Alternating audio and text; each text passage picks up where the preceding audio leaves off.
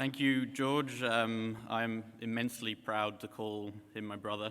And so I want to briefly introduce the panelists for our next session.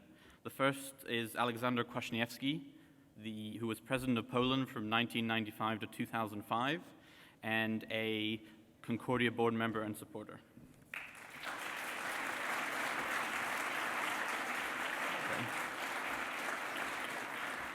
Next is Luis Alberto Moreno, who has been president of the Inter-American Development Bank since 2005, and we're welcoming for a second year.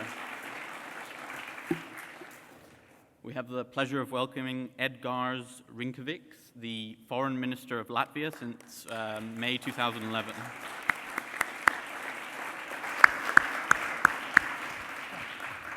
And finally, Bremmer, the president and founder of the Eurasia Group, and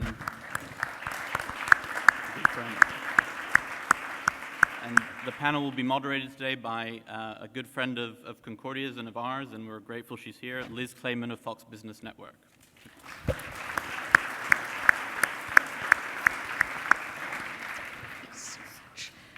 Good morning, everybody, and thank you so much for joining us here. And thanks to Matt Swift and Nick Logothetis. I look at these guys. I have an 8-year-old son, and I think, please let him be like Nick and Matt when he grows up. I mean, they are so young and such inspirations, I think, as young Americans who want to bring together both sides of the aisle, ideas of bringing together public and private partnerships. And I think they're just brilliant for assembling such a wonderful group of all of you here today, so thank you. Today we have this very esteemed panel. I'm intimidated, and I really feel like we have a great opportunity to hear from wonderful minds about a way to get the global economy back in action through governments working with business. Imagine that, what a great idea. So I'm honored to be joined by the former president of Poland, Aleksander Kwaśniewski. He, of course, is a very, very major person in Poland's history because he was not only just the first chairman of the Social Democratic Party of Poland, but under his leadership, Poland joined NATO, and Poland is an extraordinary success story in Europe. We have the foreign minister of Latvia, Edgars Rinkēvičs. He served as Latvia's Minister of Defense. He was the chancellor of the President of the Republic of Latvia. And I feel very special about him because he's a former journalist, so we like former journalists here. Of course, Bremmer, to my left, is the founder and superstar of the Eurasia Group. If you don't know what the Eurasia Group is, I have to tell you that when the global landscape gets scary and risky and panicky, Wall Street turns to Bremmer for his thoughts and his ideas on foreign policy and international relations. He has a PhD in poli-sci from Stanford. I went to Berkeley, so I need to distance myself a little bit from him because they're our big rival, but he is a widely read author. And finally, Luis Alberto Moreno, president of the Inter-American Development Bank, basically the World Bank of the Americas. He has served as Colombia's ambassador to the United States. He modernized the Colombian government as he served for many years on many levels. So welcome to everybody. I thought I'd begin first by talking a little bit about the definition of public-private partnerships. And I looked it up and I did a little bit of studying because I thought, what's wrong with our current situation, not just in the United States, but everywhere? Public-private partnerships, triple P, describes government service or private business ventures which are funneled and organized through a partnership of government and one or more private partner companies working together. So I want to begin first with President Kwaśniewski and talk to you about anecdotal evidence, examples that you can give us where you saw public-private partnerships working, because there is an inclination right now to beat down on one side or the other. Well, thank you very much, first of all, for the invitation to be here again. Last year I was present here on this inauguration of Concordia. I'm glad to be so close with initiative of this fantastic, fabulous two young Americans. And that's really a privilege for me to participate in this meeting again. Well, the question about private-public partnership maybe is not easiest for me because this form of cooperation, of partnership is quite new in Poland. We can speak honestly about some serious form of private-public partnership since 2008, 2009, when first legal framework was established. The number of amount of money which we have now included to the system is quite small, because we can speak about around 2 billion Polish zlotys per year. This is around 0.7, 0.8 billion US dollars. This is not huge scale of partnership. And of course, before the crisis, we were sure that this form of partnership will develop and increase, because first of all, the government has not enough money. We need partners for investments. And secondly, what in Polish case is extremely important, first 6 years after our entry into European Union, it means in the years 2006, 2013, the influx of money from European Union to Poland was unbelievably huge. And of course, it was not the best space for some private-public partnership. But after this first wave of money, next years we don't expect such huge subsidies from European Union, and it creates some more space for private-public partnership. But okay, Poland is in better situation, because we shouldn't speak about crisis, but what is quite obvious that next year Poland will have some slowdown of our economy, and that's the question mark. What will happen with this new, very fresh private-public partnership? And of course, I can give you two answers. The first, more pessimistic, is that because of the slowdown, we shouldn't expect some strong development of this private-public partnership. But we can have some more optimistic approach, that because of shortage of European money, because of problems from the money from the budget, the need for private-public partnership will increase, and maybe that will create such necessity to have more investments in this, based on this form of cooperation. What is important, and this is the last point of my information, this area, the field where we have quite successful examples of private-public partnership, are extremely important, because they are investment in infrastructure, in healthcare system, environment investments, energy, renewable energy. So that is very modern fields of development of the country, and that's why that is the reason why I'm sure that the future of private-public partnership, even during this time of slowdown of the economy, is not bad. We should develop this form of partnership. Well, President Kwaśniewski just said something very important. You know, he said that at a time when Poland was really emerging, you needed the money from the private partnerships, but also the intellectual capital of private companies, certainly. So I guess then this brings us to Minister Rinkēvičs. You know, Latvia has been in similar situations, but what is your thought on the best way to capitalize on public and private partnerships? Well, thank you. I think that first of all, I just want to describe where we were a couple of years ago, also a little bit to the reference of President Kwaśniewski, also how the idea of using private and public partnership evolved and where we are going from now. Well, first of all, just to remind, Latvia was probably one of the first countries hit by very heavy crisis back in 2009. Drop of GDP was almost 20%, which is comparable to the war-like situation. Now we are through very strong austerity measures back to economic growth 5.5%. Last year expected 4%, hopefully to get also next 2-3 years in a very solid economic growth. But actually we did, of course there were very severe cuts in budgets, tax raises, but one thing what we used was also European money, European structural funds, national co-financing, just to keep economy floating and as a stimulus package. One bad thing what happened actually, we were under IMF and EU rescue plan and rescue package, was that at that time private-public partnership was actually not welcome, to say mildly. Actually, government was strongly discouraged to go ahead with private-public partnership.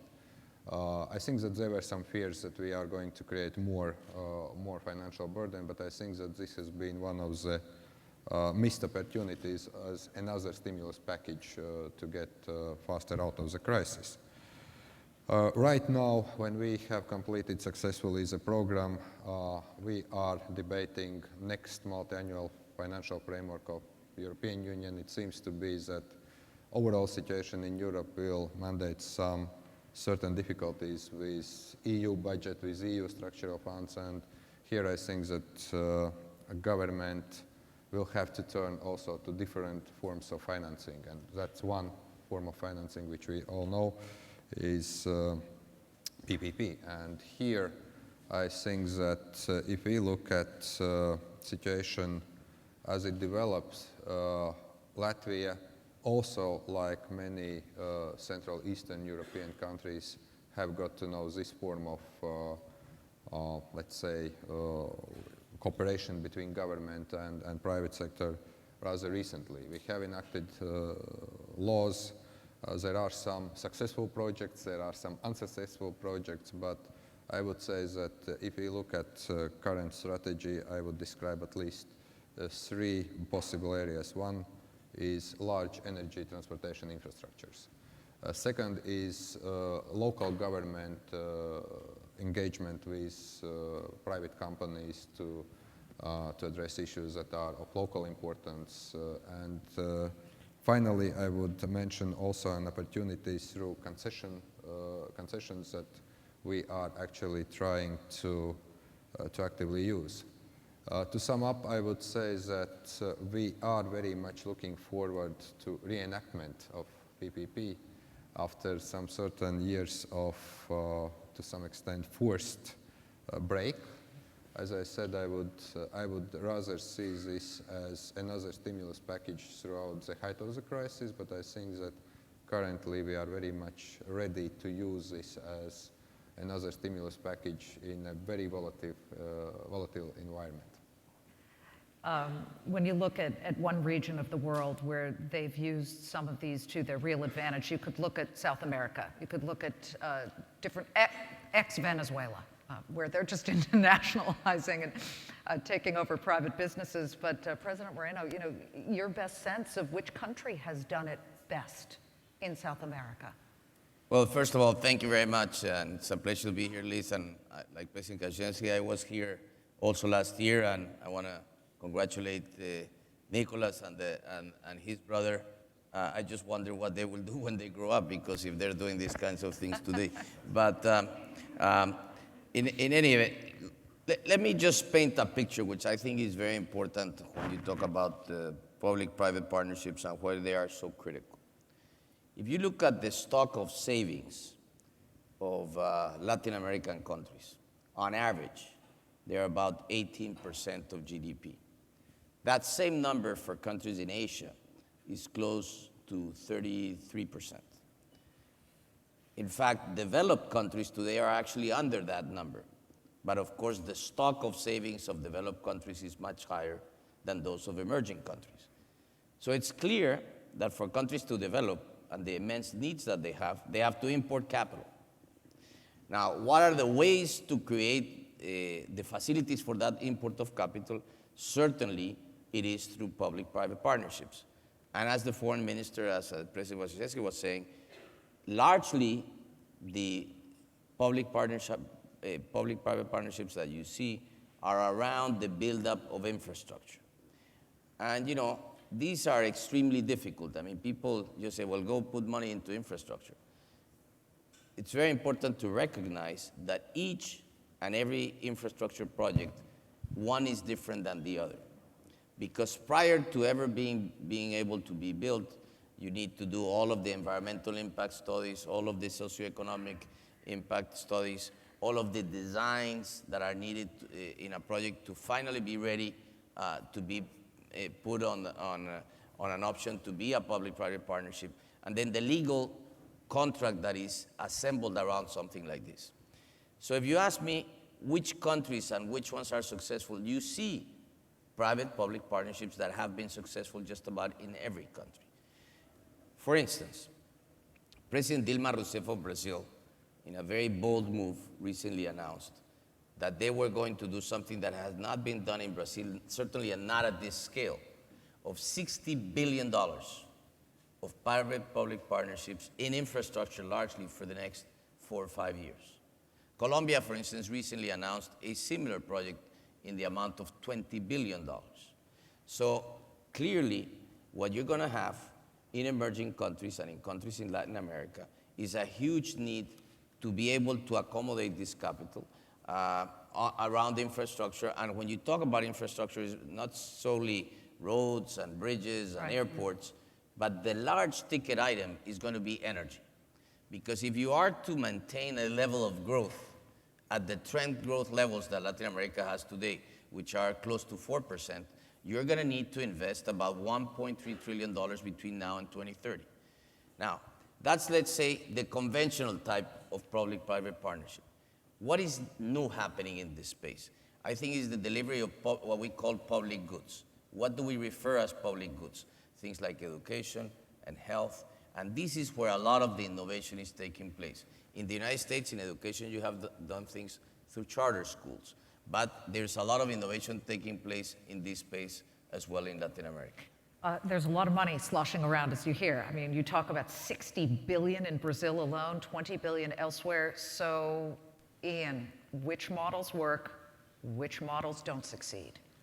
Well, we've taken a hit with the financial crisis. And one of the reasons why I think we should be excited about talking about public-private partnerships globally now is because the multinational corporations, certainly across the developed world, but also in some of the developing countries, have rebounded a lot more quickly than the governments had. You heard John McCain saying, I support foreign aid, but we're just not going to be there for you. And so as a consequence, one of the things that I think the Democrats and Republicans can get behind is when Romney stands up and says, we need to have the private sector much more engaged directly with the United States government to actually make this stuff work. Hillary Clinton would get behind that. Bob Zoellick, as Secretary of State, if Romney wins, would get behind that. John Kerry, working with McCain on this stuff, if he becomes Secretary of State in the second Obama, he would get behind that. But I tell you what the problem is. The problem is going to be the structure of the US government. Brazil does this well in part because the Brazilian government has a long history of getting engaged in industrial policy. If you want to be successful in certain sectors in Brazil, you better be working with the Brazilian government. The US government is much more, it's much more separate from private sector corporations historically, and industrial policy is a dirty word. Senator McCain talked about the pivot towards Asia.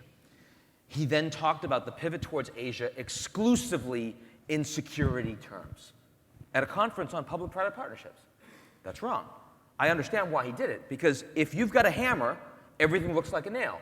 The United States is the world's largest security provider, right? We spend more on defense than the next 12 countries in the world added up. And so when we go to Asia, we say, Australia, we'll send in the Marines, and Indonesia, we'll sell you some more aircraft. What we need to be doing with Asia, if we want our pivot to be sustainable, is we need economic statecraft. We need to work on expanded public-private partnerships. But where are we going to do that from in the US government? We don't have a Ministry of Economy, Trade, and Industry like they do in Japan. We don't have industrial policy built out. We have a very capable State Department with great diplomats who don't have a history of working well with the private sector. So I think first you need to actually get the policies right, but you have to know that you need to get the structures right too. One final point, since we've talked very clearly about Europe and we've talked very clearly about Latin America, I point to Turkey. When I look at the Turkish embassies around the world, and they've established over 15 in sub-Saharan Africa just in the last 2 years, their diplomats on the political side are merely okay. But their commercial attachés are fantastic. Why? And what are they doing differently? Well, that's their priority. That's actually where the most talented Turks in working on the foreign side are actually going, and they work with business. And the purpose of Turkey opening an embassy is let's figure out how to expand Turkish business in this country. When the United States, when the US Secretary of State gives a speech, we have lots of resources. We talk about every country in the world. We talk about bioterror, and we talk about nuclear issues, and we talk about security, and we talk about human rights, and we talk about economics. You don't know what our priorities are. We do everything. When you watch the Chinese go to Europe, they go to one place. They go to Germany. Why? And what do they talk about? They talk about fixing the economy and how they can build economic deals. When you're more constrained, you focus on the things that are really priorities. The Turks are much more constrained, but they're getting that piece right. When you come back to what started this Concordia summit this morning, we saw the president of Georgia, the leader of Georgia, talking about how he's hoping to promote that country. You know, one of our advertisers on the Fox Business Network is his country. You look up and you see these very slick ads. Come here, we have beautiful architecture. We'll give you breaks if you start your businesses here. We have great security, et cetera, et cetera. You know, perhaps, President Kwaśniewski, this is an opportunity for emerging countries to lead the way for once, to say, yes, we are working to bring in businesses and to have them work with the government, not against. Well, so I think the situation is quite clear. That is necessary to do. I tell you, during my 10 years when I paid official visit to many countries, I invited Polish businessmen with me, and we had business talks, and we promote Poland, and this advertisement was part of my job. Maybe it was not so aggressive as in other countries. You mentioned Turkey. I tell you, the best seller of national business in Europe is France. When I met President of France, the first 10 minutes usually were about French investments into Poland. But frankly speaking, the United States are not so bad. Believe me, I spent 10 years as a president, and I remember all talks with President Clinton, with President Bush, and the most important strategic investments of the United States to Poland were absolutely the topic of the talks. You know, F-16, you know, a lot of such things. America is not bad to fight for own business everywhere. That is not so bad. But going back to this public-private partnership, I think what you mentioned, that is something crucial to understand the future of this form of cooperation. Today we have governments, majority of governments in the world, with huge problems with budget, with public debt, and with the necessities of austerities. So today, this additional part of money from private sector or from abroad, like European Union for us, that is something what is a chance for development. Without this money, we have no chances to go forward. Last 6 years, Poland had 60 billion euros, 60 billion for investments. For 6 years. That is really fantastic amount of money, which helped us very much to make a progress. Of course, Poland is the biggest country among new members of the European Union, but for Latvia, I think it was quite significant support last year also. But this situation is not forever. That's a situation which will finish next some years. And then I think the role of private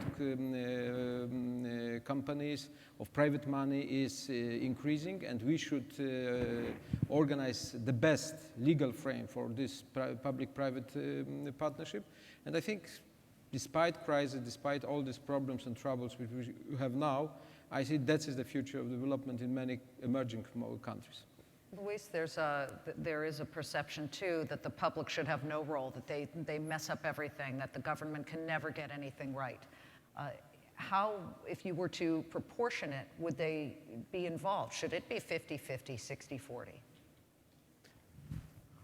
Well, basically, I think the percentage is what works. I mean, I don't think there should be any predicament as to what the share is. I mean, for instance, on the energy side, you know, and this is very common in many countries in Latin America, where you basically have a system that oil companies go in, explore.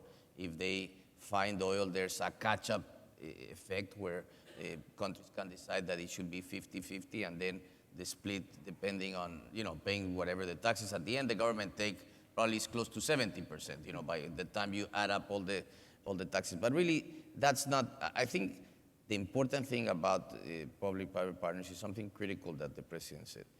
It is the structure by which they can happen.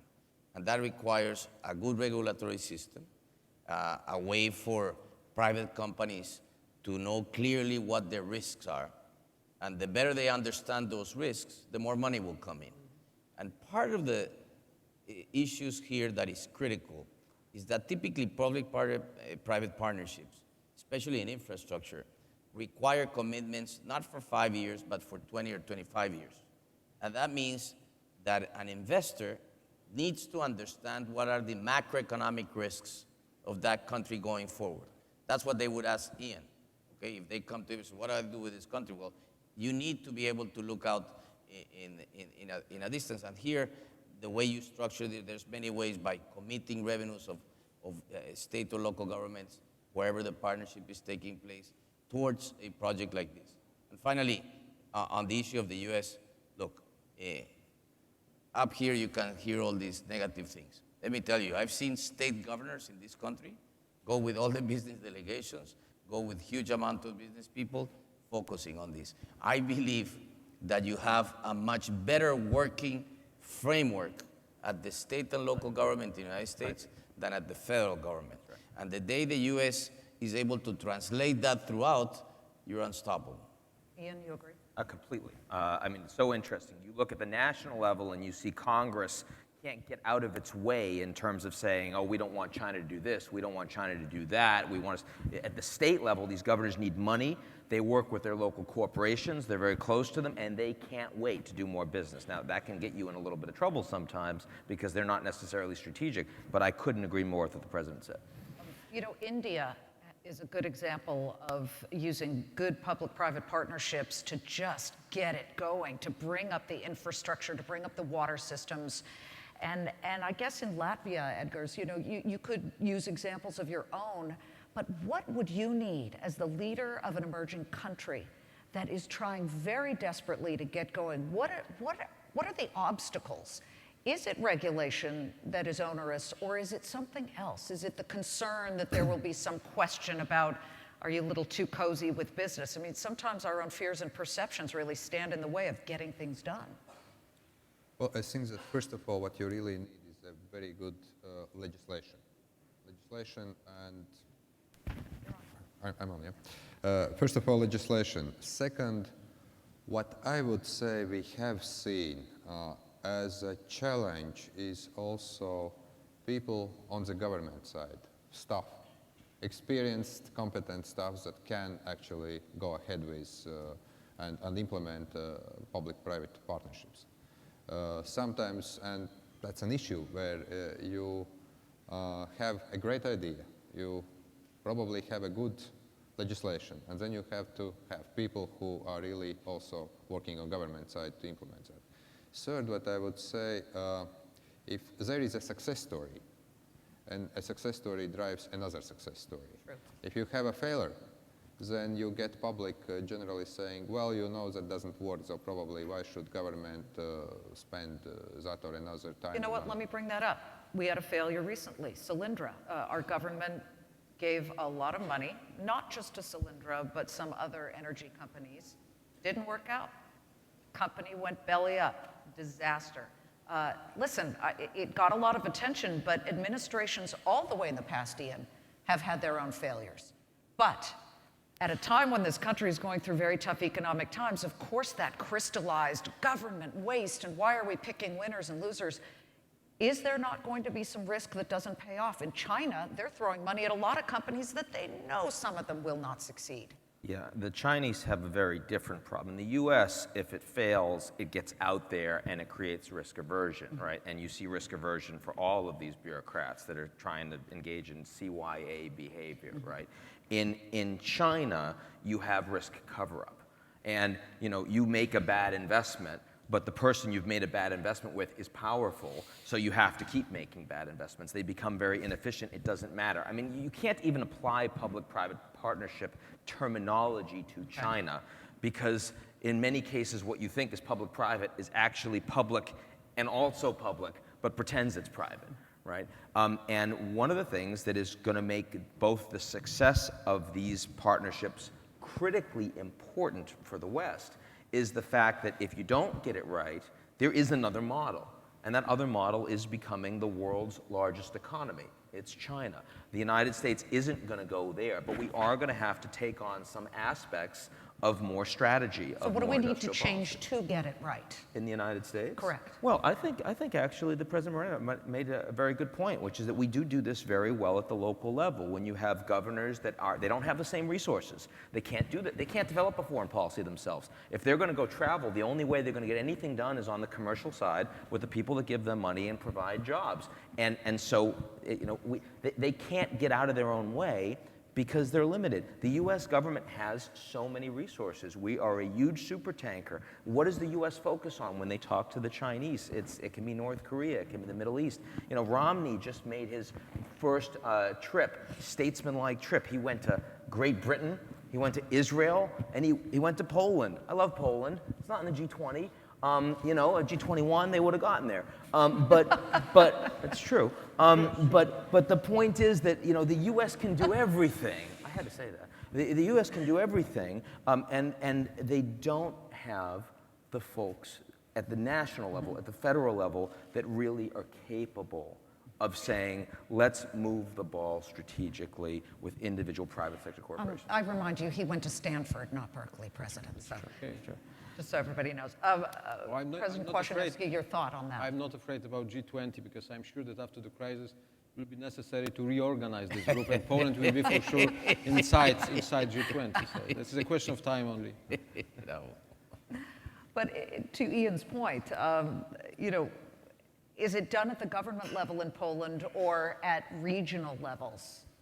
We have two levels, and I think even this regional level today, because it's a long story, but I make the story as short as possible. One of the source of Polish success in the last 20 years was immediate decentralization of the state after the beginning of transition. We did it what was never made in Ukraine, for example, in Romania, in many Central European countries, and that's today it is working. That's a very effective system. We have decentralized power. We have quite strong regions with a lot of possibility for investments, and this partnership, I think, on the regional level is much more developed as on the central level. On the central level, the problem is that the scale of investments is huge, and it is not easy to find the partners. We found some partners for highways, for example, for some infrastructure investments, but that's the problem number one.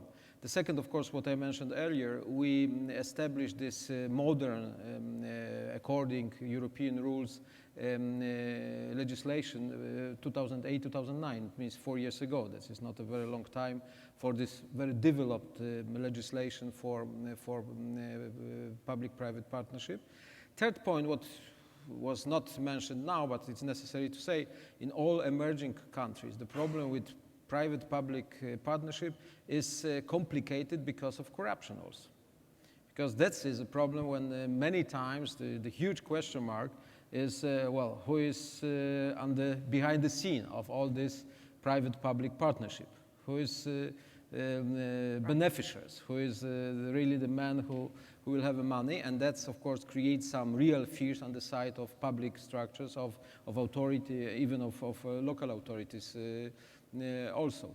So that is a fresh experience for all of us, but I think still very promising and developing. Well, President Moreno, let me ask you then, because corruption has been an issue in South America, as we've all heard. How do you get around that? How do you get through it? I suppose the best way around something is to just plow straight through it.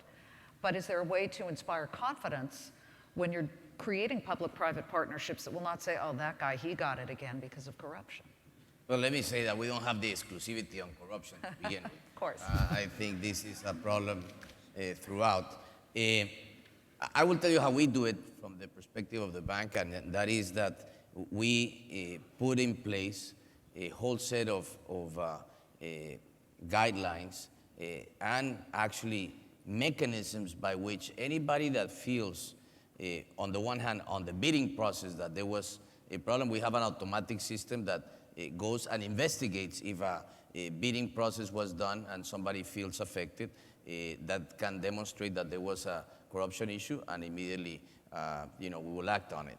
Secondly, if we do find that a company corrupted the process, we will inform to the other multilateral system organizations, the World Bank, the regional development banks. This is the EBRD in Europe, the Asia Development Bank in Asia, the Africa Development Bank, and we collectively debar that company. So that vendor can no longer bid for programs that we collectively finance. And that's very big, and it's a big black eye on that company. Now, on the other hand, you need, to prevent corruption, you need strong institutions. There is no way around it. That means the justice system has to be able to act. That means that you got to be, citizens must feel confident that they can go and put a claim before the legal system. And this requires building up institutions. And this is not, it's easier said than done. I mean, it requires a process of education, and of course, civil society. I mean, I think one of the great things about technology is that increasingly these things can come out and the asymmetries of information start to close. And I think this is one of the most important developments that we see today. Wish list.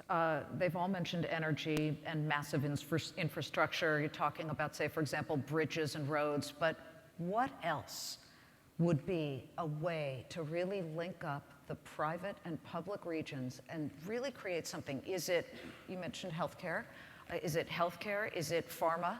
Is it pharmacological creations and ideas? Is it better water systems in really developing nations in Africa? Ian? Well, I do think we talk about the ways that these things are evolving. We talk about public-private. It's not just corporations. You also get NGOs. I think what the work the Gates Foundation is doing. I look at what Coca-Cola is doing on water. Healthcare and education is what matters. And the reason it's what matters is because the thing that concerns us most are divides between rich and poor. Revolutions happen because these folks are not getting economic opportunities. And they threaten us in the future for the same reason.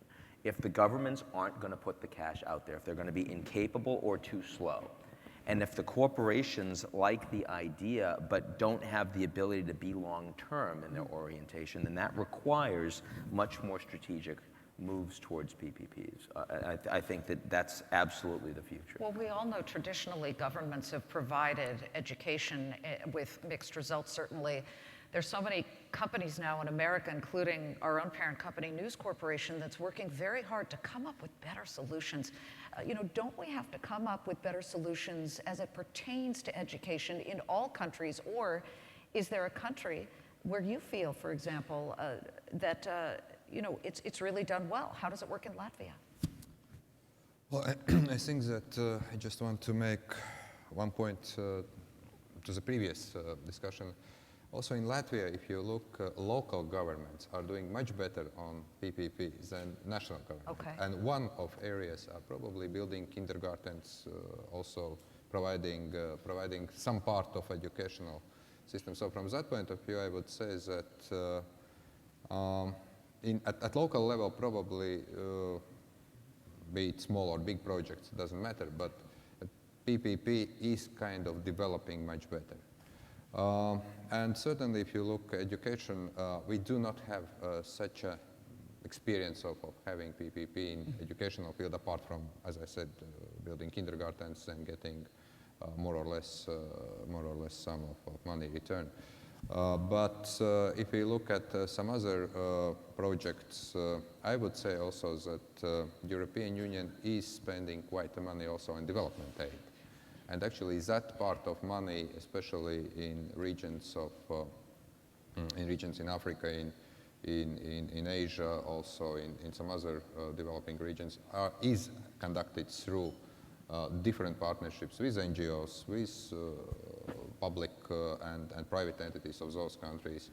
And here I would say that, again, there are some good stories and also some not so good stories. It, again, depends on many issues, and President Kwaśniewski mentioned corruption, which is one of the issues also in those regions. But I would say that if we look, and EU is the largest provider of development aid in the world, then some of that money is actually put into necessary programs, and I think that it works quite well, actually, especially when it comes to providing absolutely critical services like sewage, like building water pipelines, building schools, and so on. So that's a good part of story. But this is a kind of getting out of area, let's say. Ian, what are we missing? I mean, in this discussion, is there some elephant in the room that is just so obvious that we really need to be focusing on that? I think the elephant in the room is that the global economic system is fragmented.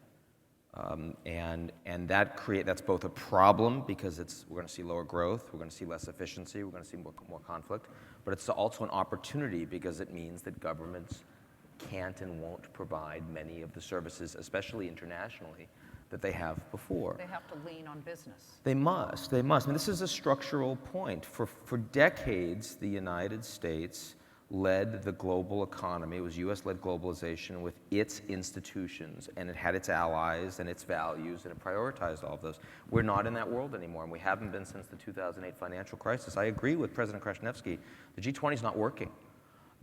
It probably does need to be radically reformed. I don't know what it's going to look like if, although organizations tend to be sticky, but we have a United Nations meeting happening just down the street. I've never heard of a more unaptly named organization in today's environment than the United Nations.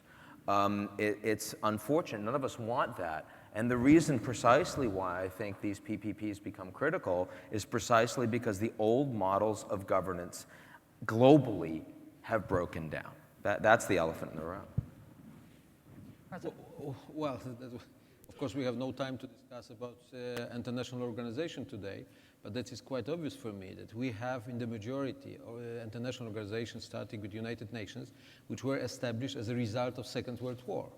And now we have a first decade of 21st century. We have totally new situation, and I'm sure that without deep reorganization of all these structures, including UN, IMF, World Bank, others, would be very difficult to manage this situation and to open doors for new ideas like PPP, because the world is absolutely different. Today, we have totally different questions and challenges in front of us.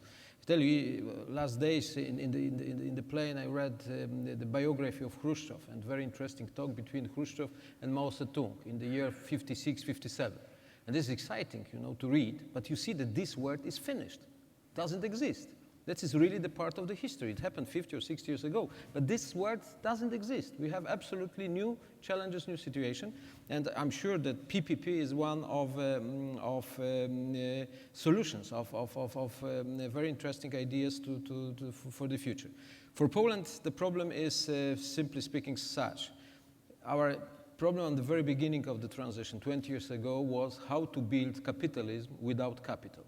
Because in the communist countries, with centralized countries, with state-owned economy, it was extremely difficult to have capital, to have money. So the first period of our history was very much interdependent and connected with foreign investments, with privatization in our countries, with, of course, creation of some fortunes, so-called oligarchs. Not everything was correct, but finally we can say that we have capitalism with capital. But today, when we have on one side government with all these limits, and on the other side increasing position of private companies, PPP looks like the best what we can offer for some important projects. The question is legislation, the question is transparency, the question is how to fight against corruption, because such the simple idea for corruption, this PPP concept is, okay, the beginning of the deal is 50-50. And after 10 or 15 years, the result is 75% on the side of the government and 25% of the company. This is very pure system of corruption. How to overcome such problems, that is a task for us. But in my opinion, PPP, that is one of these elements in which we can develop our economy now in this concrete situation of austerities measures on the side of government, fight for budget discipline, and increasing position of own companies and money in domestic markets. Well, as Ian said, it's an opportunity. And as we wrap up here in our last 5 minutes, I want your final thoughts, all of you. How would more deals, if at all, you could disagree with me, but how would more deals in public-private partnership scale help us avoid crises, the likes of what we have endured in the past couple of years? Is it possible that melding these two sides together can in the future really maybe help change the perception? President Moreno? Look, I think A lot of these crises that we refer to are basically in the financial space.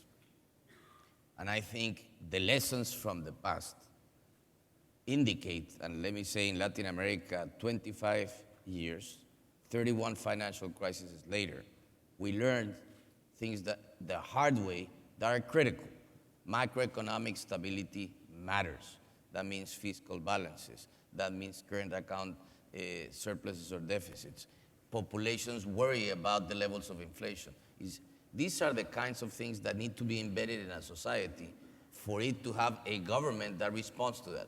Now, in this world that we live in, the most important recognition that needs to be made is the fact that the axis of the world economy is changing, and it's changing towards emerging countries. And all this talk about global governance will only be fixed the day that industrialized countries realize that it has to be given more space to emerging countries. That's the phase we're in. Minister Rinkēvičs?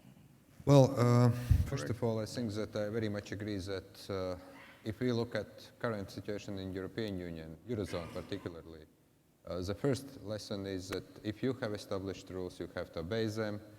You have to have instrument to look that everybody is actually playing by the rules, and in case if something goes wrong, then there is a sanction mechanism. That's first thing. Second, I don't really believe in one single silver bullet. If we now today talk about public-private partnership, I think it's a very important tool, but it's only one of tools, let's say.